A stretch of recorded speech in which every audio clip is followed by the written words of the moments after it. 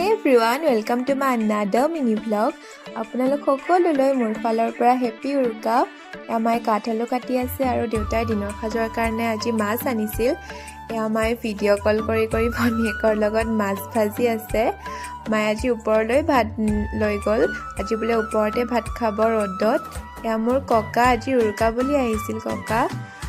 মায়ে ভাত বাঢ়ি আছে এতিয়া।